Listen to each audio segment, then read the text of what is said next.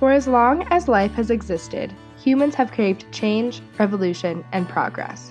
The aspect of wanting our voices heard still remains. However, the way we mobilize such efforts has totally evolved. Today, we have louder voices, especially through the power of social media. At colleges such as Ohio University, professors studying modern media seek to understand how effective social media platforms such as Facebook and Twitter can be. It's nice to be able to develop communities. Communities of people are able to spread information and interest and engagement by essentially word of mouth through social media. You can reach large groups of people with very tiny beginnings. Tiny beginnings are just the tip of the iceberg in the newly progressed social media activism movement. Patterns have formed, and there are more ways than ever to get information across any desired platform to any desired group. Well, what I learned immediately was that you couldn't expect any stability. And this is very evident in the news and social movements we see today. For example, the Black Lives Matter is an international activist movement originating in the African American community that campaigns against violence towards Black people.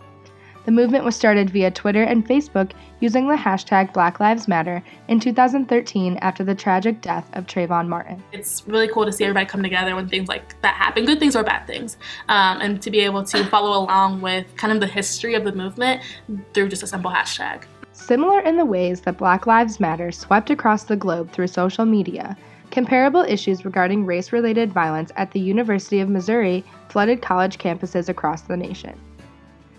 Several incidents occurred over a series of months, but even hundreds of miles away, Ohio University students decided to take a stand with Mizzou, and that is exactly what Jasmine Pearl and the rest of the Black Student Union orchestrated here at Ohio University. Somebody has to do something, and people who are in power are doing nothing. It really just, I didn't know what to do. I knew something needed to be done. Following afternoon, we ended up having at least 300 people there. And this was all spread through social media and word of mouth, the hashtag OU stands with Mizzou. People were just retweeting it, and everybody came together. This is just one example of the collective voice social media has in bringing those together for a shared cause. In 2011, a Tunisian street vendor set himself on fire as a cry out for unlawful mistreatment by law enforcement.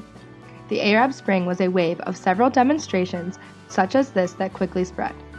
Through social media, the oppressed people felt empowerment growing amongst them as their voices were being heard for the very first time.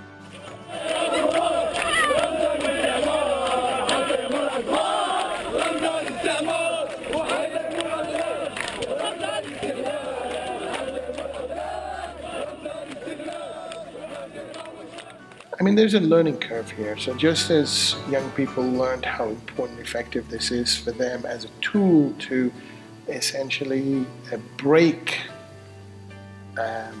social and political molds and come out in the way they did in the Arab Spring, so did regimes learn the importance of social media.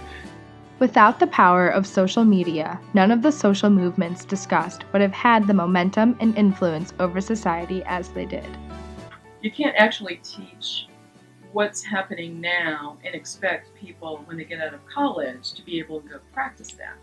Mm-hmm. So what you do is you teach what's happening now in terms of principles and the kinds of practices, so that students who are going to go and be social media professionals or use it in their work somehow or understand it critically in their real lives, learn the skill of adjusting to change and actually visioning change, being part of change, because our students are going to be leaders.